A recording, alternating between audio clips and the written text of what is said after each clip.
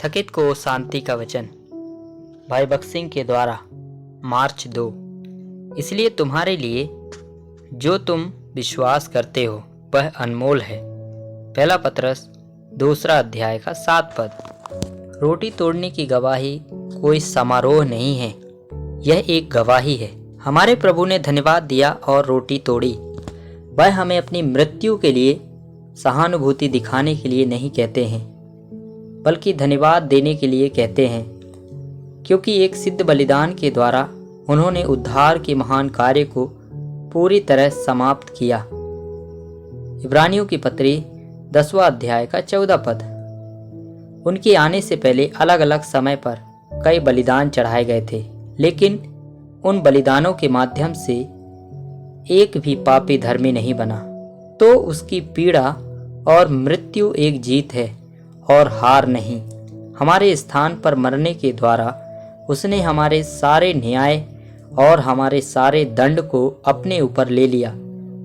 उसने किसी भी जाति और किसी भी प्रकार के पापी के लिए धर्मी बनना संभव बनाया।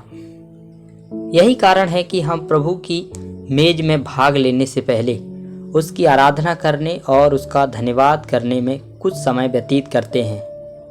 यूहन्ना रचित सुसमाचार 10 अध्याय का 17 और 18 पद में प्रभु ने कहा, मैं अपना प्राण देता हूँ कि उसे फिर ले लूँ। कोई उसे मुझसे छीनता नहीं, वरन मैं उसे आप ही देता हूँ।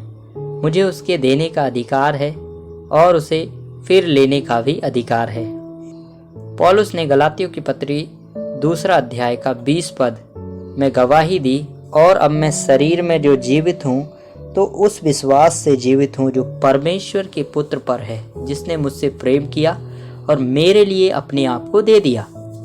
तो उसके मृत्यु के लिए धन्यवाद देने के द्वारा हमें उस विजयी का सहभागी बनाया गया है, जिसे हमारे स्थान पर और हमारी ओर से मृत्यु पर विजय प्राप्त करके और फिर से जी उठकर उसने क्रूस पर पूरा किया था।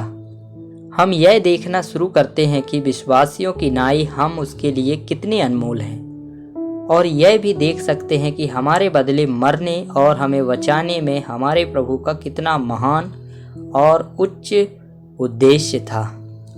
जब हम मेज को बीच में रखते हैं तो प्रभु हमसे सांकेतिक रूप में बात करते हैं। हम हमसे बात कर रहे प्रभु की आवाज़ सुन सकते हैं। पहले वह हमसे बात करता है और फिर हम उससे बात करते हैं। हमारे प्रभु कहते हैं, याद रखो मेरे प्यारे बच्चों, मैंने कितनी खुशी और प्यार से तुम्हारे लिए अपना शरीर तोड़ा। तुम्हारा उद्धारकर्ता बनने के लिए मेरे पास जो कुछ था वह मैंने दे दिया।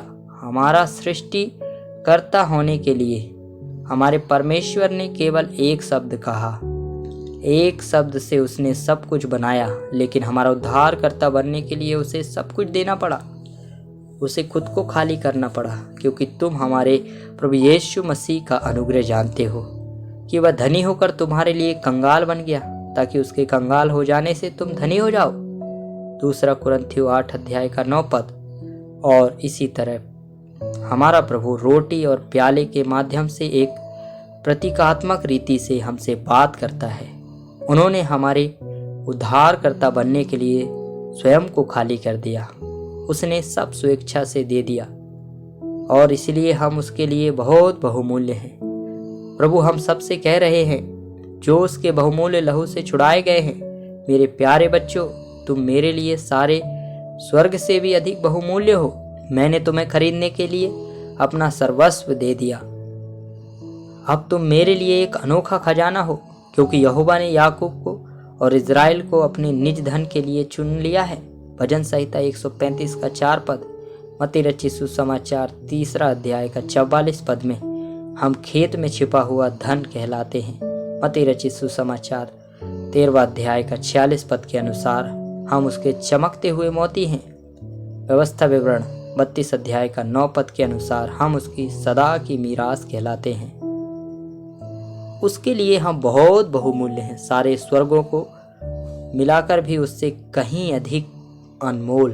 स्वर्ग टल जाएगा, परंतु जो उसके बहुमूल्य लहू के द्वारा छुड़ाए गए हैं, उनके पास सर्वदा जीवित रहने की आशा है। इसलिए हम मुंह के बल गिरकर उनकी आराधना करते हैं।